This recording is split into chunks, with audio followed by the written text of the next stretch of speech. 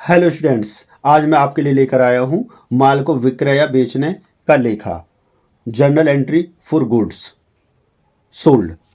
क्योंकि इससे पिछले वीडियो में हम पढ़ चुके हैं कि माल को जो हम खरीदते या क्रय करते हैं तो जर्नल में उसका लेखा किस प्रकार करते हैं। क्योंकि उसी कड़ी को इसलिए आगे बढ़ाते हुए मैं आपके लिए ले आया हूँ माल को विक्रय या बेचने का लेखा जर्नल में आप किस प्रकार करेंगे। सेम मैंने वही कोशिश की है, जैसे हम माल खरीदते हैं वैसे ही हम माल बेचते भी हैं। ठीक है, वही नो की नो ट्रांजैक्शन फिर हम दोबारा करेंगे, समझेंगे। अगर आपने अच्छे से वो समझी होंगी तो ये आपको फटाक से समझ में आ जाएगा। जैसे वहाँ था नगद माल, यानी कि नगद माल खरीदा, तो यहाँ होगा नगद माल बेचा। सुमित को माल बेचा, अजित को उधार माल बेचा, अरविंद को नगद माल बेचा, माल बेचा, माल विक्रय किया, सुधीर ने माल का क्रय किया, सुधीर ने माल का क्रय किया यानी कि हमने बेचा। सुरेश ने नगद माल क्रय किया, मतलब उसने नगद किया, हमने नगद बेचा। नेक्स्ट है राजू ने उधार माल क्रय किया, यानी कि हमने उधार माल बेचा। तो इन्हें जर्नल में किस प्रकार लिखेंगे, वन बाय वन पढ़ते हुए चलेंगे हम। सबसे पहले एंट्री है नगद माल बेचा। नगद माल बेचा, सीधी एंट्री बनाएंगे, हमारे पास कैश आएगा, आने वाली वस्तु डेबिट और जाने वाली वस्तु क्रेडिट।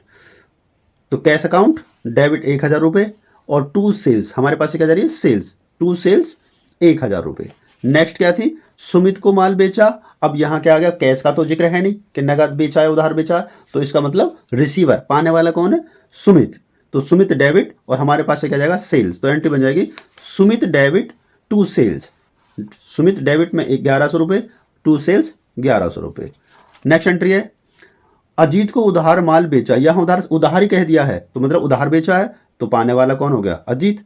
अजीत हो जाएगा डेबिट और टू सेल्स, एंट्री बन जाएगी अजीत डेबिट और टू सेल्स 1300 रुपये। नेक्स्ट एंट्री है, अब इसमें क्या कहा है, अरविंद को नगद माल बेचा। जब नगद बेचा तो हमारे पास कैश आया है, तो आने वाली वस्तु डेबिट और जाने वाली क्रेडिट। तो एंट्री बन जाएगी cash account debit, cash account debit to sales. आगे नेक्स्ट है हमारी कौन सी, cash account debit to sales 1500 रुपये, 1500 रुपये डेबिट क्रेडिट। आगे बढ़ते हैं, नंबर 5 6 दोनों एक जैसी एंट्रियां हैं। माल बेचा 1500 रुपये, माल विक्रय किया 1700 रुपये। किसी का नाम भी नहीं दिया हुआ है और ना ही नगद या उधार कहा गया है, तो इसका मतलब क्या है कि ये दोनों ही ट्रांजैक्शन नगद में की गई हैं। तो दोनों की एंट्री क्या बनेगी, cash account debit to sales. तो एंट्री बन जाएगी 5वें नंबर पर cash account debit to sales 1500 और नंबर 6 पे cash account debit to sales 1700 रुपये डेबिट, 1700 रुपये क्रेडिट। आगे बढ़ते हैं नंबर 7 और 8 9 इन्हें ध्यान से समझेंगे। सुधीर ने माल क्रय किया है, तो इसका मतलब हमने उसे बेचा है।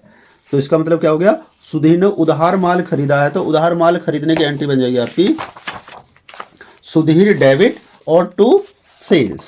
सुधीर डेबिट टू सेल्स 2000 रुपये डेबिट में, 2000 रुपये क्रेडिट में। इसके बाद नेक्स्ट थी सुरेश ने नगद माल क्रय किया। इसका मतलब उसने नगद क्रय किया है, तो हमने नगद बेचा है। एंट्री बन जाएगी cash account debit to sales, cash account debit to sales 2500 रुपये डेबिट और 2500 रुपये क्रेडिट। आगे नेक्स्ट था राजू ने उधार माल क्रय किया।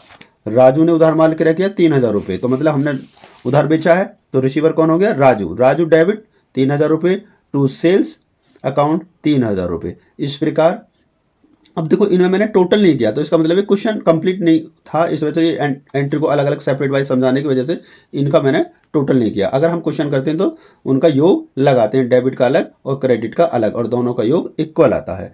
तो ये हमने आज सीखी हैं माल को विक्रय करने या बेचने का जो लेखा होता है उसे जर्नल में किस प्रकार लिखते हैं। तो आगे हम नेक्स्ट वीडियो में, और जैसे व्यापार प्रारंभ करना या माल जब बेचा हुआ माल वापस आएगा उसका लेखा किस तरीके से करेंगे, माल विक्रय होगा तो उसका लेखा किस तरीके से करते हैं, और भी बहुत सारी एंट्रियां हैं हमारी, ओपनिंग एंट्रियां, क्लोजिंग एंट्रियां, इन सब के बारे में पढ़ेंगे। तो इसके लिए आप मेरे चैनल को सब्सक्राइब कर सकते हैं, और ये वीडियो आपको अगर अच्छी लगी है तो इसे अपने दोस्तों के साथ और शेयर करें, लाइक करें, और कॉमर्स की तैयारी के लिए मेरे चैनल को सब्सक्राइब कर सकते हैं। Thank you for watching.